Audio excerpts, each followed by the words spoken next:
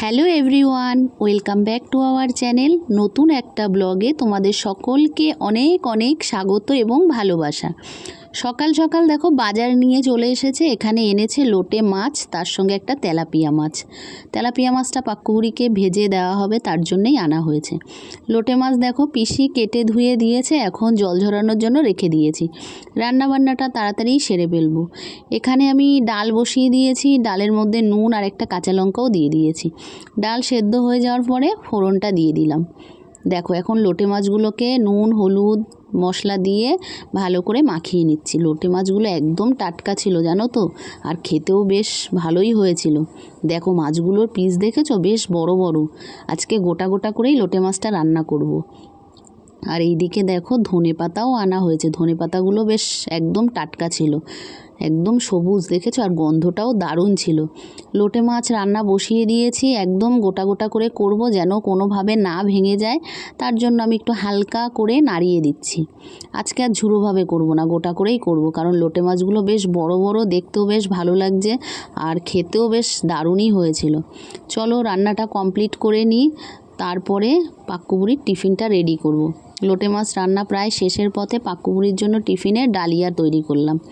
পিসি এইদিকে ভাতটা বসিয়ে দিয়েছে। আমাদের সকালের ভাতটা সকালেই হয়, আবার দুপুরেরটা পরে করা হয় দুপুরে। আমাদের বাড়ির একটা কথা তোমাদের সাথে শেয়ার করি। আমাদের বাড়িতে 3 বেলাই ভাতটা করা হয়। সকালেরটা সকালেই করা হয় কাঠে, দুপুরেরটা দুপুরে করা হয়, আর রাতেরটা রাতেই করা হয়। 3 বেলাই ভাতটা করা হয়। পিসি ভাতটা করে কাঠের উনানে। আর এই দিকে দেখো তেলাপিয়া মাছ ধুয়ে নুন হলুদ মাখিয়ে নিয়েছি, এখন ভাজা করব। পাক্কুবুড়িকে ডালের সঙ্গে মাছ ভাজাটা দেবো, তার জন্য মাছটা উল্টে পাল্টে ভালো করে একটু মুচমুচে করে ভেজে নেব। একটুখানি মুচমুচে না হলে না মাছ ভাজা খেতে বেশ ভালো লাগে না। হয়ে গেছে, পাক্কুবুড়ির সকালের ভাত রেডি করে দিলাম। ভাত, তার সঙ্গে মাছ ভাজা তেলাপিয়া মাছ, আর তার সঙ্গে মুসুর ডাল আর এক টুকরো লেবু। খাওয়া দাওয়া কমপ্লিট করে ওকে স্কুল গাড়িতে তুলে দিয়ে আসলাম। এবার বিকেলবেলা স্কুল থেকে আসার পরে দেখো ওর জন্য আমি একটুখানি বাজার থেকে রসমালাই আর দই নিয়ে এসেছিলাম, টক মিষ্টি দই। সেটাই এখন ওকে দেব, তার জন্য বের করে নিলাম। তোমরা কে কে রসমালাই খেতে ভালোবাসো? আমার তো বেশ ভালো লাগে রসমালাই। আর তার সঙ্গে টক মিষ্টি দই। প্যাকেটটা খুলেও নিলাম, দেখো কিছুটা গোল আছে আর কিছুটা লম্বা আছে, দু রকমই আছে। ঝটপট করে গিয়ে একটা চামচ নিয়ে চলে আসলাম। চলো প্লেটের মধ্যে তুলে নিই। খুবই নরম, তুলতে গেলেই মনে হচ্ছে ভেঙে যাবে, এমন ভয় লাগছে। যাই হোক, দুটো প্লেটের মধ্যে তুলে নিয়েছি।